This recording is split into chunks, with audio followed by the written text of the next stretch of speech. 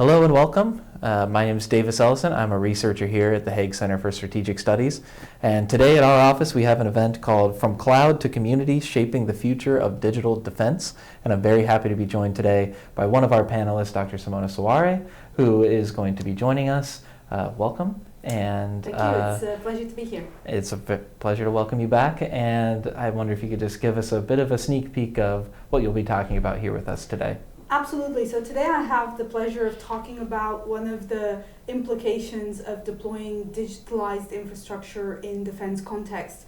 And particularly what we will be doing, what I will be talking on the panel today, is the situation at the moment, the status quo at the moment around the deployment of digital infrastructure in software or software-defined defense capabilities in a both allied context as well as in relation to our adversaries and what our adversaries are doing. I will also be talking about some of the inherent limitations that we are seeing with these more mature or more developmental, let's just say, or experimental deployment of more sophisticated and complex software like artificial intelligence. Fantastic. And wonder if you could give an example maybe of some of the more sophisticated systems you're talking about so there. Indeed, we are looking into the application of AI-enabled autonomy in a variety of domains, be it in the air with drones, as well as maritime domains, sea drones in particular, as well as UGVs. We're identifying quite a lot of lessons out of the battlefields in Ukraine, but also more broadly in the Middle East more recently. We're also looking at the application of AI models, be it for ISR, particularly around intelligence processing and how that links to dynamic targeting practices, again, in Ukraine, how that links to evolving concepts at the tactical edge on the battlefield. So we'll be drawing on those battlefield lessons identified for the conversation today, and what that means, what can be generalized for the allies, but also what that means in terms of our military adaptation for the future of warfare.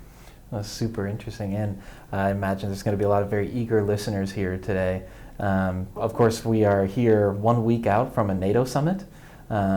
I'm curious if you were able to get their ear for just a few minutes, what would be a point that you would make to some of the NATO leaders who are here next week on this topic? I think the current geopolitical environment begs the question of us as allies showing seriousness when it comes to the pace of the military readiness and the development and integration of new technologies that would boost the effectiveness and the resilience of our military force.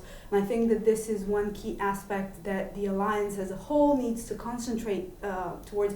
I think we've made tremendous steps forward when it comes to the governance of new technologies like artificial intelligence, like robotics, particularly smart robotics, and others in the sensing and effectors categories. But I think it's time at the moment that we push through towards how do we make these capabilities, these technologies operational with timing in mind, because this is a race. And there is a requirement for the defense of all of our citizens to stay ahead of the threat. Definitely. Well, I know we all look forward to talking about all of this and more in the panel discussions today. Be sure to follow this event and more of what HCSS does online and in social media.